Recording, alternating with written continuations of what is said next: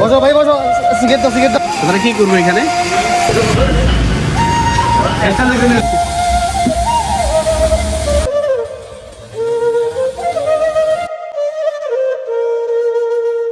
মানসিক ভারসাম্যহীন আলামিনকে তৃতীয়বারের মতো পরিষ্কার পরিচ্ছন্ন করার লক্ষ্যে ভয়েস অফ মানিকছড়ির অ্যাডমিন মুসামিয়ার নেতৃত্বে তারা জড়ো হয়েছে এবং সিদ্ধান্ত নিয়েছে আজকে আলামিনকে পরিষ্কার পরিচ্ছন্ন করবে।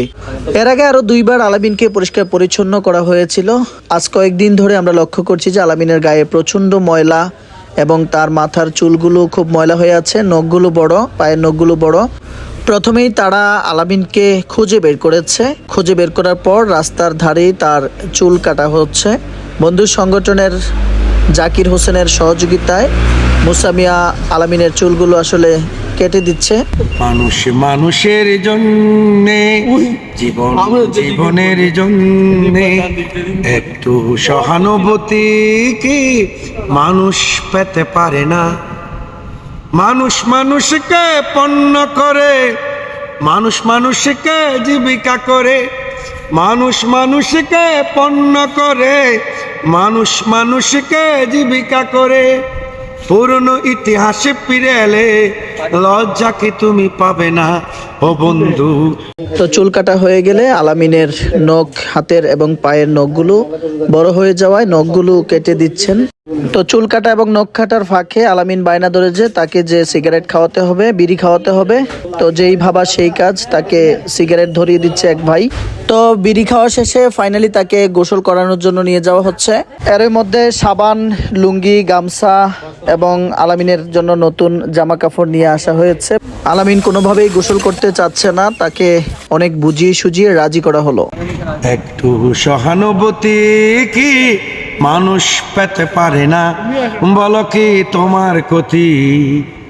জীবনের অথই নদী পার হয় তোমাকে ধরে, দুর্বল মানুষ যদি, বলো কি তোমার ক্ষতি?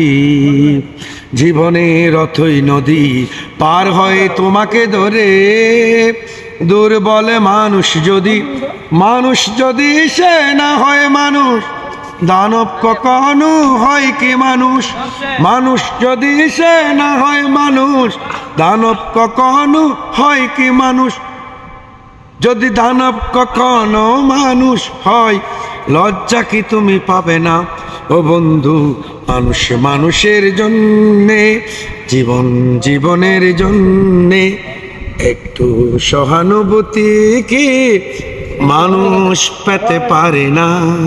তো ফাইনালি আলামিনকে গোসল করানো হলো এবং নতুন লুঙ্গি এবং গেঞ্জি তাকে পরানো হচ্ছে। এরই মধ্যে আলামিন বারবার বলছিল যে তাকে চা খাওয়াতে হবে, বিড়ি খাওয়াতে হবে। কার্যক্রমটি দেখার জন্য অনেকেই এখানে অপেক্ষা করছেন, দেখছেন। একটু সহানুভূতি কি মানুষ পেতে পারে না? জীবনের অথই নদী পার হয় তোমাকে ধরে, দুর্বল মানুষ যদি, বলো কি তোমার ক্ষতি? জীবনের অথই নদী পার হয় তোমাকে ধরে, দুর্বল মানুষ যদি, মানুষ যদি সে না হয় মানুষ, দানব কখনো হয় কি মানুষ?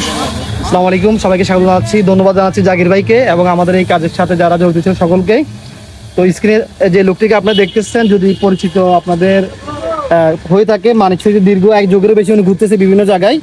তো আমরা এই নিয়ে তৃতীয়বারের মতো ওনাকে পরিচয় করলাম। তো অনেকে আসলেই আমাদের এই কাজের মন্তব্য করে থাকেন।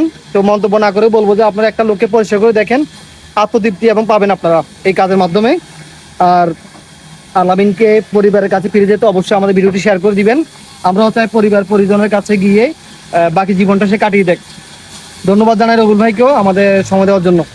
মানুষ যদি সে না হয় মানুষ, দানব কখনো হয় কি মানুষ?